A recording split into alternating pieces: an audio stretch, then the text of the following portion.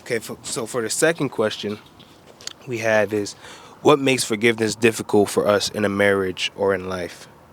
So, I guess for me, I would say that what makes forgiveness hard in a marriage or in a relationship is like, for me at least, when somebody you love hurts you, like somebody that you cherish, and somebody that you call you know your family, somebody that holds a heavy um title and weight in your heart. And when you get hurt by them, it's like it hits a different way. And um it's and I find myself being a lot easier to forgive other people, because it's like, okay, you know what, they really don't know me, I really don't know them, I don't know what's going on with them or what they got going on.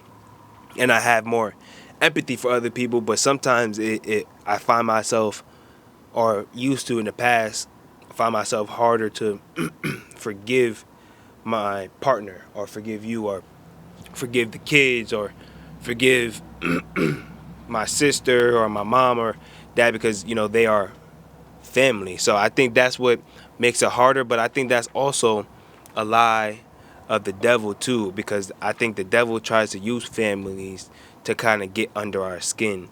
And that's where, if we leave our perception, and we lean onto our own understanding on the situation, we get caught in a devil's trap.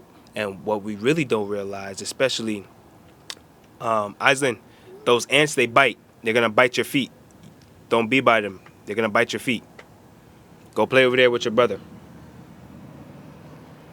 Um, I think that is the trap that the devil tries to set on us. And I think once we start to really realize that, you know, it's really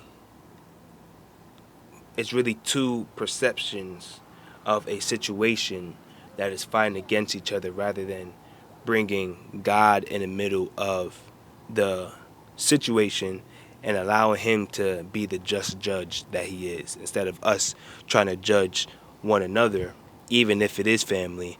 I think that we should always bring God in the middle of all circumstances, and in that we find peace, in that we find joy, in that we find forgiveness, when we can just, you know what, like, I may be wrong or you may be wrong. It doesn't matter who's right or wrong. At the end of the day, let's bring God in the middle of this, and let's try to um, not put our own perceptions and thoughts too much into it.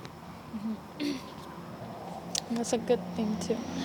I would also say the hurt comes with it, of course, because we all get hurt by others, by our loved ones.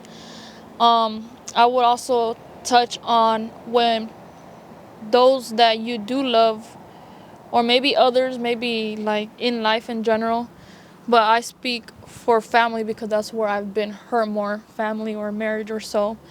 I think I would say pride, because pride is like, when you do go through things, it's like you hold in that pride inside, and it's like you don't know, not that you don't know how to forgive, you can't forgive because you are hurt for whatever the reasons. Maybe it's also due to them not meeting your needs, or maybe just family in general, they probably hurt you some type of way where you hold in that pride, and you just can't let go. And that's where that pride comes in, and it's just like you don't want to let go, because it's like you want to hold on. That's where resentment comes in. You're just hanging on to that in your heart. It's like, well, they did this to me, and they hurt me so bad that I just can't forgive.